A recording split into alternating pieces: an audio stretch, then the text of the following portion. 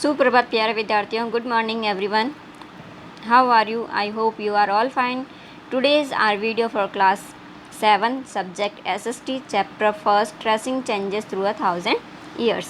Page number है आपके 3. Page number 3 पे फर्स्ट पैराग्राफ है new social and political groups, नए सामाजिक और राजनीतिक समूह. ठीक है. The study of the 1000 years between 700 and 1750 is a huge challenge to historians, largely because of the extent and variety of developments that occurred over the period. क्या थी? The study of the 1000 years, हज़ारों वर्षों का अध्ययन करना. कब का? Between 700 1715 यानी कि 700 से लेकर 1750 के बीच का जो समय है, ये एक बहुत बड़ी चुनौती थी. किसके लिए? इतिहासकारों के लिए, हिस्टोरियंस के लिए, यानी कि इतिहासकारों के लिए. Largely because of the extent and variety of developments. क्यों? क्योंकि इसमें क्या हुए थे? बहुत सारे डेवलपमेंट हुए थे, बहुत सारे चेंजेस हुए थे. एक्सटेंट यानी कि विस्तार के अंदर. That awkward over the period, और बहुत सारी घटनाएं घटित हुई थी इस टाइम पीरियड के अंतर्गत. कौन सा टाइम पीरियड? 700 से लेकर 1750 तक का.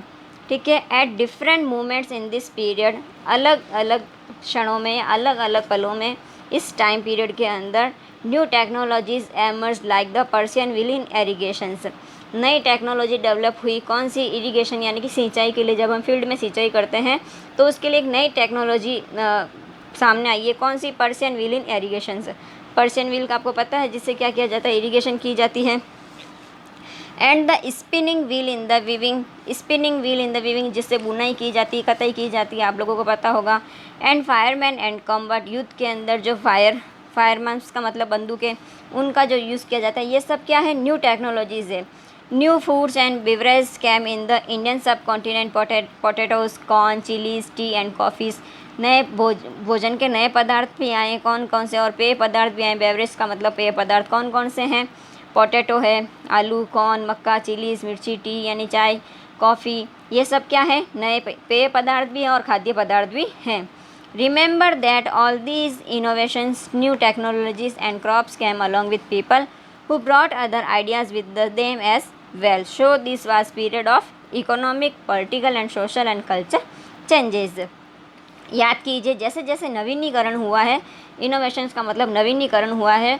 कब? टेक्नोलॉजीज़ के अंदर. Crops camp along with people, फसलें क्या हुई? मनुष्यों के साथ साथ बढ़ती गई.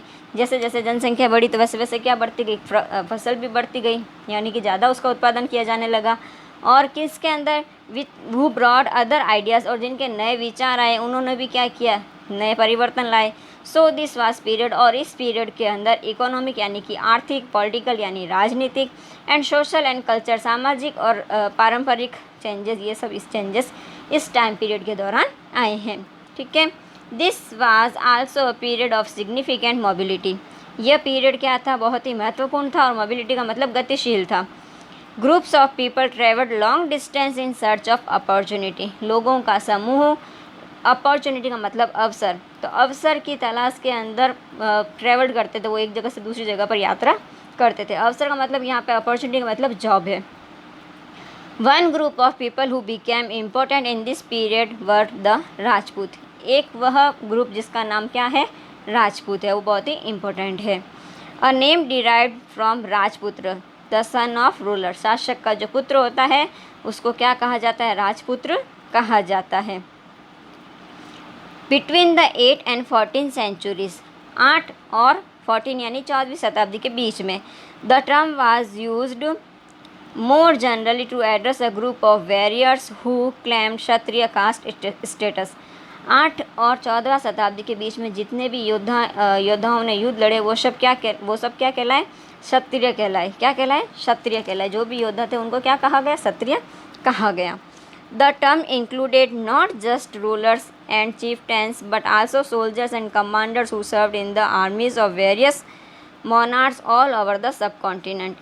जितने भी लोग थे, चाहे वो सोल्जर्स रहे हों, चाहे वो कमांडर्स हों, चाहे वो chieftains हो यानी कि मुखिया हो, उन सब ने क्या किया? आर्मी के अंदर अपना सहयोग दिया है. ओवर द सब कॉन्टिनेंट, पूरे उपमहाद्वीप के अंदर. अ chivalric code of conduct, extreme valor and a huge sense of loyalty were the qualities attributed to the Rajput by their poets and bard. Poets का मतलब होता है कवि और बार्ड का मतलब होता है चारण। जो इनके कवि थे, जो चारण थे, उन्होंने क्या बताया कि जो राजपूत होते हैं उनके अंदर बड़ी शिष्टता होती है, बड़ी वीरता होती है और वो उनके अंदर क्या होते हैं, गुण बहुत ज़्यादा पाए जाते हैं। Other groups of people such as Maratha, Sikh, Jat, Ahom and Kayastha, ये सब क्या थे, और भी ग्रुप्स थे। एक तो राजपूत बताए मैंने आपको, सेकंड और कौन सा था, मराठा, फिर नेक्स्ट सिख, फिर नेक्स्ट जाट, फिर next Ahom and next Kayastha. ये सब क्या थे, caste of scribe and secretaries, ये सब क्या थे, जाति थे और इनके सेक्रेटरीज थे। Also use the opportunities of the time to become politically significant, और इन सब ने क्या किया, पॉलिटिकली सिग्निफिकेंट के अंदर अपना क्या क्या टाइम पर अपनी अपॉर्चुनिटी दी है, अपने अवसर आने पर इन्होंने क्या किया, अपनी सेवाएं दी है। ठीक है, नेक्स्ट हम आपसे नेक्स्ट क्लास के अंदर डिस्कस करेंगे।